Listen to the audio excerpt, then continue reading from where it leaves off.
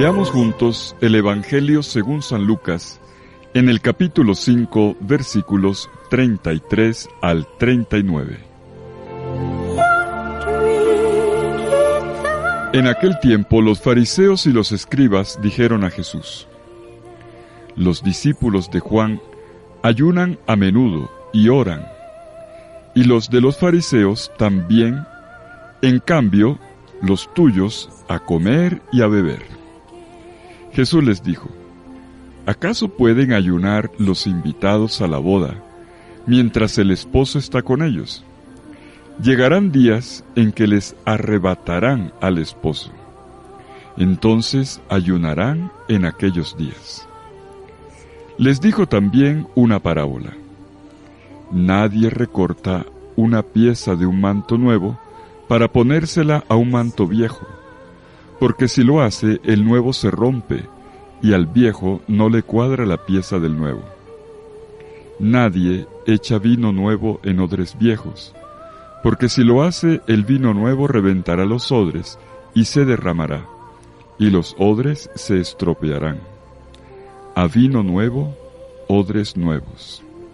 Nadie que cate vino añejo quiere del nuevo, pues dirá: el añejo es mejor.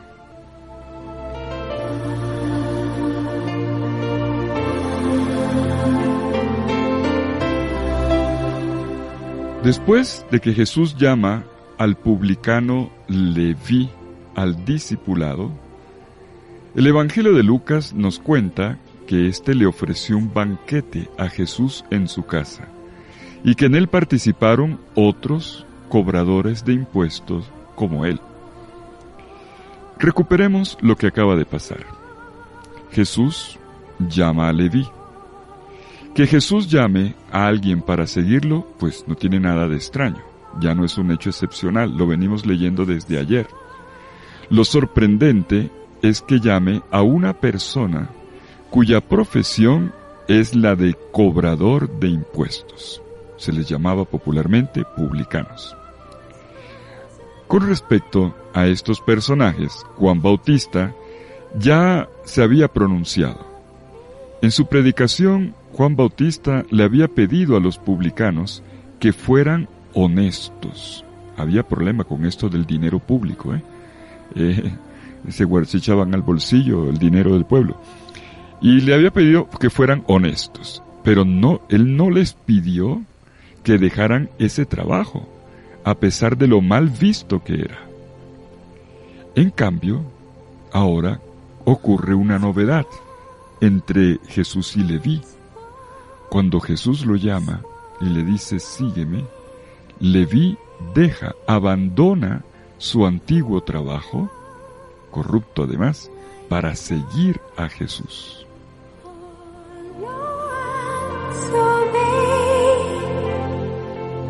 El cambio fue total. Lo mismo que había ocurrido con los pescadores del lago de Galilea. No simplemente aceptaron la enseñanza del maestro, pero siguieron en la vida de antes, no. Ellos dejaron la antigua vida para seguir al maestro, y esta antigua vida era también su trabajo. Y cuando uno viene leyendo el Evangelio de Lucas, uno ya va notando constantes. También en la llamada se puede ver cómo se pone en primer plano la eficacia de la palabra de Jesús, el poder de su palabra. Jesús le dice: sígueme, y él inmediatamente lo siguió.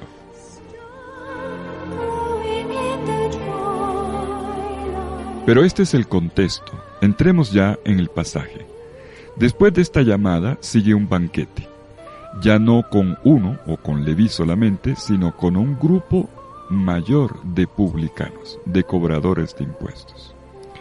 Y esto hace, la cuestión no pasa desapercibida, hace que reviente un conflicto con los fariseos y los escribas, que, para variar, estaban allí para tomar nota y para criticar.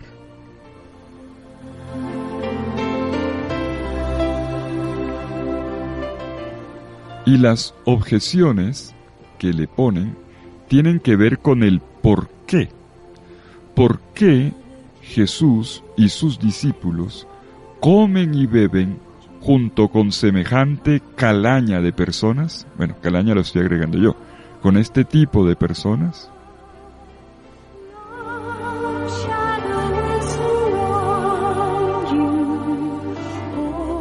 Dicen ellos, los discípulos de Juan ayunan a menudo y oran, y los de los fariseos también. En cambio, los tuyos a comer y a beber.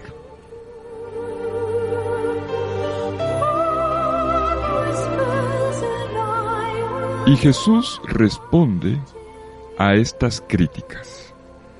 Jesús pone otros argumentos frente a las objeciones que le ponen sus adversarios. Llamo la atención un detallito sobre la respuesta en el Evangelio en la versión de Lucas. En las versiones de este mismo pasaje que tenemos en Marcos y en Mateo, los pronunciamientos que Jesús hace sobre el por qué come con pecadores y sobre el ayuno aparecen separados. La versión que leemos hoy de Lucas junta en un mismo diálogo, así, sin solución de continuidad, todos estos temas. Primero, vemos a Jesús pronunciarse sobre el por qué come con pecadores, versículos 29 al 32. Luego, el ayuno. Y luego, Jesús termina con una conclusión en forma de parábola sobre lo nuevo y lo viejo. Con respecto a lo primero, ¿por qué come con pecadores? Yo quisiera, aun cuando en nuestro pasaje no está lo que lee la liturgia, lo quiero leer porque todo esto está conectado.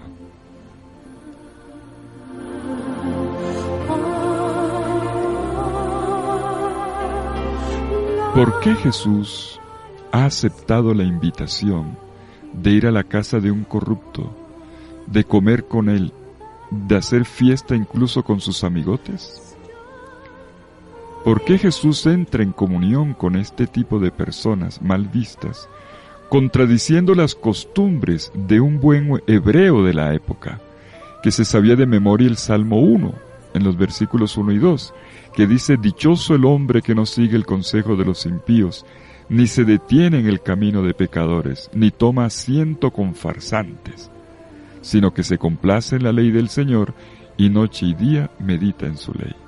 Eso era lo que un hebreo de la época tendría que hacer, no mezclarse con pecadores, no sentarse, dice, tomar asiento con farsantes, sino pasarse todo el tiempo rezando y leyendo la Biblia. Y Jesús no niega el hecho de que rompa las reglas para ir a comer con gente de mala reputación. Pero Jesús cambia completamente el punto de vista, invitando a que vean las cosas como Él las ve, a compartir su punto de vista.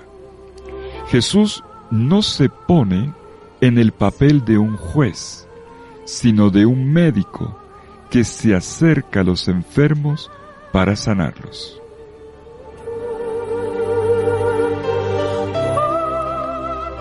Jesús dice que no ha venido a buscar a justos, sino a pecadores, que no necesitan médicos los sanos, sino los enfermos, y que Él ha venido para que se conviertan, o sea, que se sanen.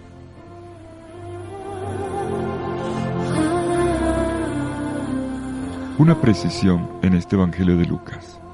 Lo que Jesús busca con esta comunión de mesa, dice Lucas, es la conversión de ellos. No es hacer juerga, no es dejar pasar las cosas, no, es la manera, la pedagogía de Jesús para recuperar al pecador. Y en esto no parece que Jesús acepte el punto de vista de los fariseos y de los escribas. Para ellos es inapropiado que Jesús esté en un banquete festivo con estos personajes. ¿Por qué? Porque ellos conectan la conversión con una serie de obras penitenciales, con oraciones y ayunos. Si usted le dice a un fariseo, conversión, se imagina a la gente con sayal, con ceniza, dándose juete, llorando, ayunando, haciendo oraciones. No se imagina a una persona que esté en camino de conversión en una fiesta.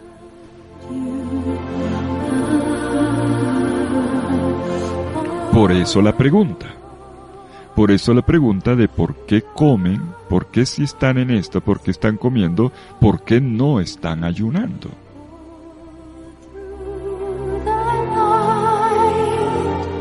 Y entonces, ahora sí, vemos más de cerca, le ponemos la lupa a la segunda parte, comer y ayunar. La cuestión sobre la comunión de mesa con pecadores se conecta con el sentido que Jesús le da al ayuno. Por detrás, por cierto, hay una tradición ya bíblica que viene en el Antiguo Testamento. Si quieren, mírenlo, Daniel 9:3, donde se conecta ayuno y oración para conseguir la expiación de los pecados. ¿Quieres que Dios expíe tus pecados? Pues ayuna y ora. Claro, para un fariseo y un maestro de la ley que se conoce la Biblia, dice, bueno, esto no me encaja. ¿Por qué los discípulos banquetean en vez de ayunar? Si es verdad que Jesús está llamando pecadores. Y Jesús defiende el comportamiento de los discípulos. Dice que esta situación presente es como una fiesta, pero una fiesta no cualquier fiesta, es una fiesta de matrimonio. En una fiesta, por regla, no se va a ayunar. Nadie va a una fiesta a no comer, porque a una fiesta se va a comer. Fiesta que no tiene comida no es fiesta. Pero viene el segundo detalle, es una fiesta de bodas, de matrimonio, de encuentro, de amor, de alianza.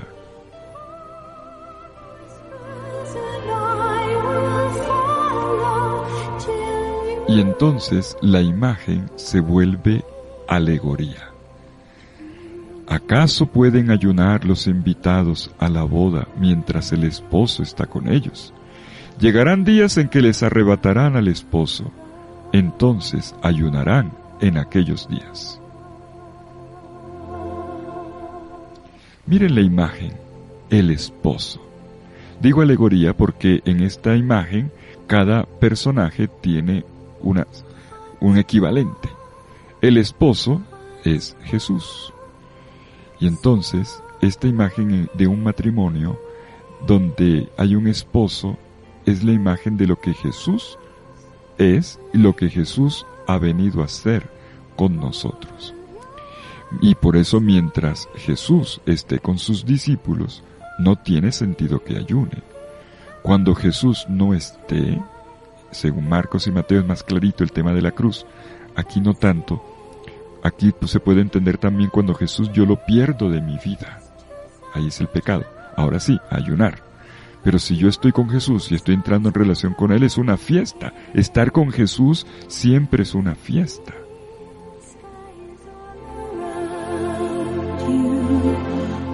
En esto Jesús marca diferencia con las tradiciones religiosas hebreas.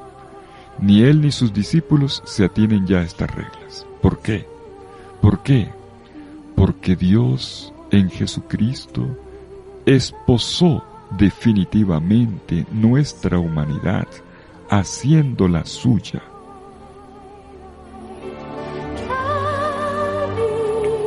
Y si Dios me recibió en Él, como un esposo recibe a su esposa, introduciéndola en su corazón, en su vida, abrazándola, entonces yo no puedo estar llorando. Esta gracia no la puedo acoger sino en fiesta, con alegría, bailando en una pata. Podríamos aquí parodiando, parafraseando la frase de Isaías. Finalmente nadie nos llamará abandonados, porque la tierra, nuestra humanidad, tiene marido, tiene quien se ocupe de ella.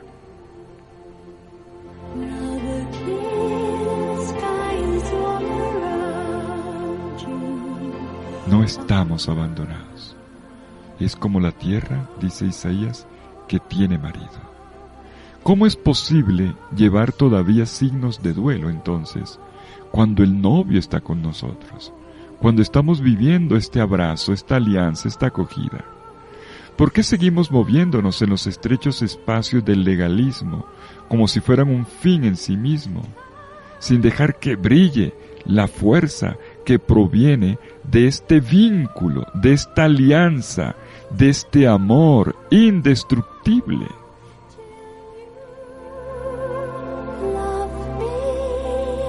Y por eso Jesús, en su respuesta, le devuelve la pelota a sus críticos. Jesús acusa a los discípulos de Juan y a los fariseos de no saber reconocer los tiempos, ni las formas, y que se quedaron en otros tiempos, como si el Mesías no hubiera venido. No todos los tiempos son iguales, y la manera de ser de un tiempo no necesariamente encaja con las nuevas circunstancias, porque los tiempos han cambiado. Mejor dicho, ellos son incapaces de percibir, de darse cuenta del aquí y del ahora, de lo que está ocurriendo por la mano de Dios en Jesucristo.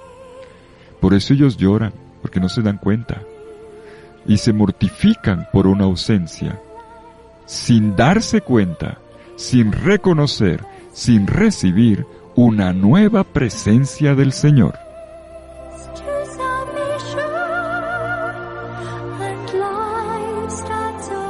Y termina Jesús su enseñanza con una parábola que aclara mejor las cosas. Nadie recorta una pieza de un manto nuevo para ponérsela a un manto viejo, porque si lo hace, el nuevo se rompe y al viejo no le cuadra la pieza del nuevo.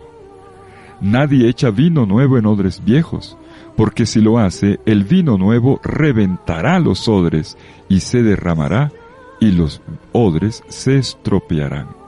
A vino nuevo, odres nuevos.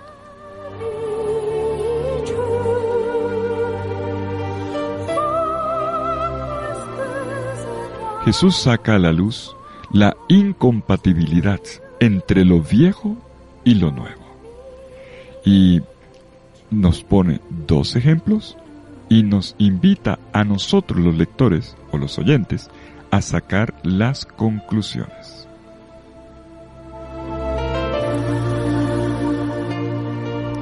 Los dos ejemplos, uno con respecto al vestido, el otro con respecto al vino, además, dos ítems, dos elementos propios de una fiesta. En una fiesta se estrena vestido nuevo, en una fiesta se bebe algo de licorcito, vino. Los dos ejemplos ilustran la incompatibilidad entre lo viejo y lo nuevo. En el primer caso, el remiendo nuevo sobre el vestido viejo no encaja. En el segundo ejemplo, el vino nuevo en los odres viejos tampoco, porque los daña. En ambos casos vemos que puede haber un daño. Lo nuevo debe ser preservado del daño que le puede causar lo viejo. Y esto se aplica a la novedad del mensaje de Jesús frente a las críticas que le han hecho los fariseos y los escribas tratando de jalarlo hacia lo viejo. Las conclusiones son evidentes. Con todo y esto, Jesús termina con una frase que no está en los otros evangelios, una frase que es un proverbio y que aclara equívocos. Jesús dice: nadie que cate vino añejo quiere del nuevo, pues dirá, el añejo es mejor. Cuando uno escucha esta frase, uno dice, pero está contradiciendo. Primero dice que lo viejo no, y ahora dice que lo viejo es lo mejor. ¿Y esto cómo se entiende? Pues Jesús está recordando una realidad que todo el mundo conoce. El vino añejo tiene un gran valor con respecto al nuevo, al vino joven, como se dice. El estilo de Jesús, es verdad, es incompatible con la manera de vivir de los fariseos, con sus costumbres religiosas, pero se diferencia también del estilo de Juan Bautista. La novedad iniciada con Jesús no es fácil de aceptar, pero de todas maneras es incompatible con otras modalidades. Y esto tiene el gran valor de un vino añejo. Es de gran valor.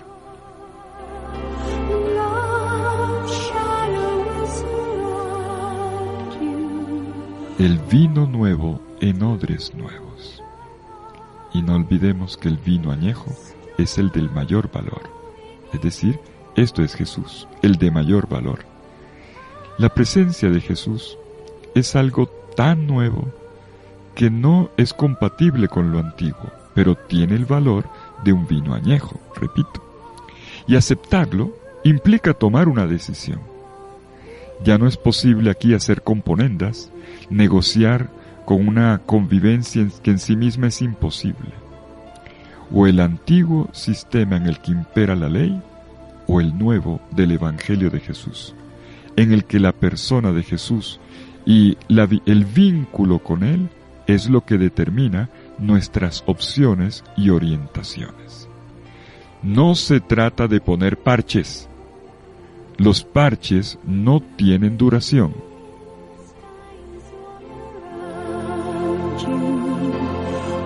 A Jesús no le gustan los parches. Que pongamos una vida cristiana emparchada. Arregle aquí, no. Puede ocurrir que uno esté satisfecho con aquello a lo cual ya se acostumbró y simplemente haga ajustes. Como ocurre con una persona cuando va llegando a cierta edad, no es el caso de usted, pero que entonces se coloca botox y cremitas y cosas para componer y en realidad es maquillarse y asegurar una cierta convivencia. Las viejas estructuras, simplemente amañadas, no son más que un maquillaje para asegurar unos años más de vida, pero esconden una realidad.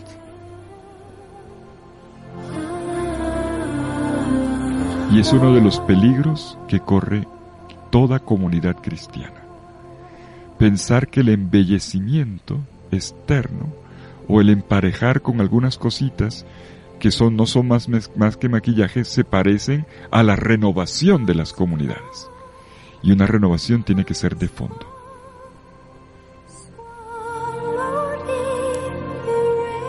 Lo voy a hacer más claro. Esto ocurre en el mundo de las vocaciones.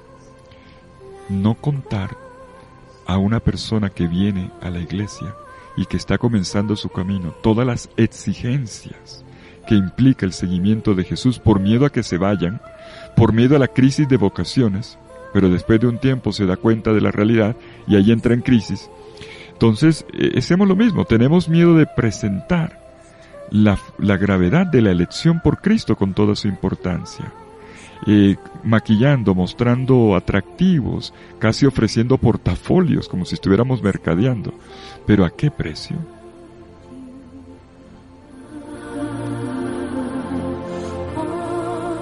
Incluso esto de lo nuevo y lo viejo tiene otra forma.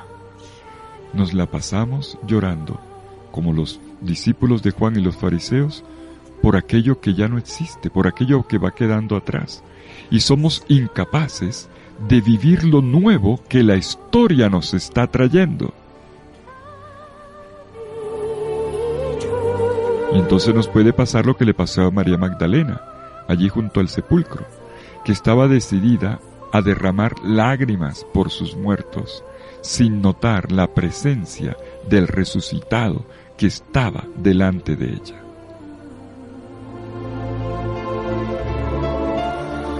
El problema, sin embargo, es que muchas veces hemos entendido el ser discípulos de Jesús como un recibir lo nuevo en pequeñas dosis y no como una renovación completa de la vida. Y entonces resulta que cambiamos la etiqueta, pero sin comprobar la calidad del producto. Preferimos reparar las fisuras creadas en muchas estructuras de nuestra existencia, pero sin trabajar en la solidez de nuestros cimientos. Mejor dicho, no es suficiente con ponerle un vestido nuevo a un hombre viejo. Eso es lo que el Señor dice. Podemos ser los hombres viejos, los de siempre, pero con vestidito nuevo. No, Señor.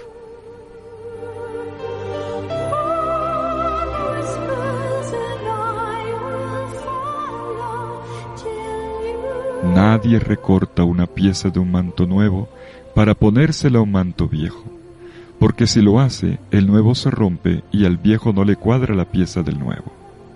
Tampoco nadie echa vino nuevo en odres viejos, porque si lo hace, el vino nuevo reventará los odres y se derramará, y los odres se estropearán.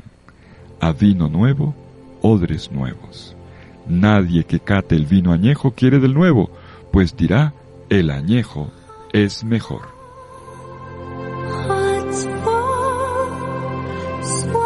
Y yo quedo contento cuando leo esta última frase, porque entiendo lo que mi Señor me está diciendo. Mi vino, mi evangelio, mi presencia, mi identidad y mi misión contigo es lo mejor.